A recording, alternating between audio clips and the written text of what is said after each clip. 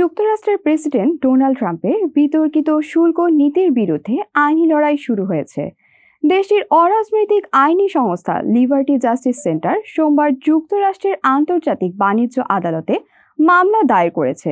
5টি মার্কিন আমদানিকারক কোম্পানির পক্ষে এই মামলায় ট্রাম্প প্রশাসনের নতুন শুল্ক নীতি বাতিলের দাবি করা হয়েছে। গত 2 এপ্রিল ট্রাম্প বিশ্বের প্রায় সব দেশের রপ্তানির উপর অতিরিক্ত শুল্ক আরোপ করেছিল, যা তিনি যুক্তরাষ্ট্রের অর্থনৈতিক স্বাধীনতা হিসেবে ব্যাখ্যা করেন। যদিও গত 10 এপ্রিল চীন ছাড়া অন্য সব দেশের উপর এই শুল্ক স্থগিত করা হয়।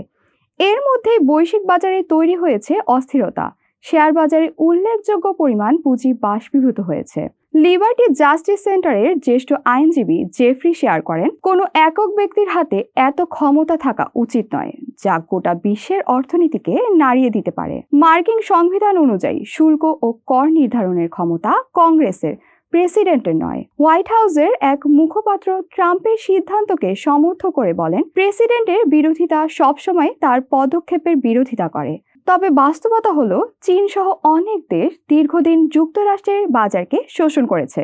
প্রেসিডেন্ট শুধু ন্যায্য বাণিজ্য নিশ্চিত করতে চেয়েছেন। চীনের উপর আরোপিত শুল্ক 145% উন্নীত করার পরই একই দিনে ফ্লোরিডার ফেডারেল আদালতেও আমদানিকারক ও ক্ষুদ্র ব্যবসায়ীরা মামলা করেছেন। তাদের দাবি, চীনের উপর এই অতিরিক্ত শুল্ক অবিলম্বে প্রত্যাহার করা হোক।